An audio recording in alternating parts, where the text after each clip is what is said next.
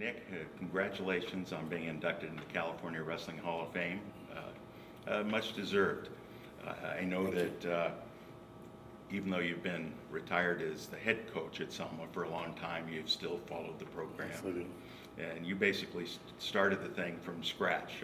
I know that many years ago, and it's had a great impact on the sport. As you got involved in wrestling, was there one individual that had the greatest impact on you? It has to be my high school coach. He not only inspired me to keep wrestling, but to keep going to school and get an education. One thing he told me was, I'll never forget, was going to work every day is hard, even with a job that you love. He goes, can you imagine going to work every day to a job that you hate? And I thought about that because as a young kid, we worked in the fields, we were farm laborers, and and I didn't want to do that all my life. Yeah. Plus I wanted to that. coach. Yeah, and did you start coaching with the little kids and work your way up with them? Or? Actually, I started coaching at the junior high. I started the junior high program, and I think I did that for 1 or 2 years, and I went and helped Frank Kirby for a couple of years, and then he quit in 1980, and I took over as head coach in 1980 till about 2002. Right, and you had a good run. I had a very good run. A lot of good teams. Thank you. What aspect of your personality, Nick, do you think contributed most to your success as a coach? Being able to communicate with the kids and to be sincere, show them that I really care, not being fake with them, because kids can see through you when you're real, Yeah. real, and my background, I'm a Christian, so I try to use a lot of those values, Right. and it helped. I think it helped me to be successful and to get into their heads and to believe in themselves. Yeah, and you could tell that. They wrestled with a lot of confidence. Do you have one outstanding memory from your career in the sport? Wow, I have more than one. Okay, I bet. I can go through maybe a couple. Is that okay? Okay, that's fine. I think the first one was when we were ranked real high in the valley and the state, and we went to the Clovis West shootout, and we beat all the Clovis schools. Oh, boy. And That's that was Yeah. I was sky high, and winning 9 divisional or small school valleys in a row, 9 consecutive titles. That was, I knew God had a hand in that because every year I'd say, how do we keep winning these titles, Yeah. And the last probably was winning the Masters. Should have won it 3 times, but we won it once and placed second and third, I think. But what makes me proud about that is that we were the only small school or Sierra Sequoia school to ever win that title. Fireball came close one year, Yeah. but we're the only school so far that's done it. No, that's, That makes me proud. And placing fourth at state. yeah, that's a big deal. Yep. No doubt. What made you get involved in the sport of wrestling?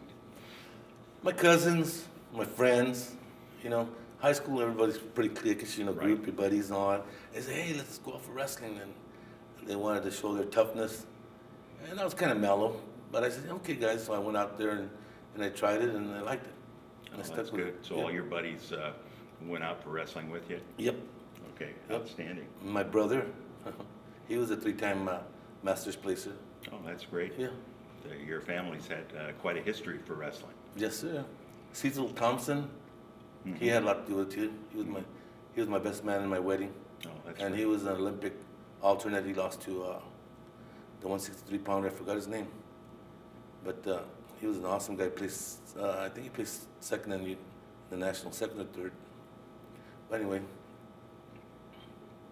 Now, if you had a chance, you've been coaching for a little bit now, but Actually, I'm still coaching. oh, you are? Yeah. I retired from the high school at 202, Uh-huh. 2002. I went to go help my cousin Diego Quintana. I don't know if you know who he is. He says, hey, come and help me. And I said, well, I'm retiring from coaching, not teaching. I'm still teaching. And he said, help me for 1 year at least. He goes, I helped you all those years with their youth program, I helped you with the high school program. Don't you think you deserve to help me I deserve for you to help me 1 year? And kind of gave me a little guilt trip, you know. I said, yeah. And I went out for 1 year, and I stayed for another and another, and we had some really good kids. Matter of fact, we won the first 2 junior high state tournaments. Oh, boy. Yep. And those were the kids that went on to the high school and, Right. and placed up Did way so up there. well. Yep. Yep. And plus, I coach. I'm an assistant coach for the growth program, and we won the Masters this year. Oh, how We have a about growth that? program. Yeah. Well, I'm glad you're still coaching. That's good. I can still walk. As long as I can still walk, I'm still going to coach. That's good. What would you like people to remember about you, Coach? My fairness, my kindness, you know, Mhm. and treating everybody equal and trying to stick by what I said.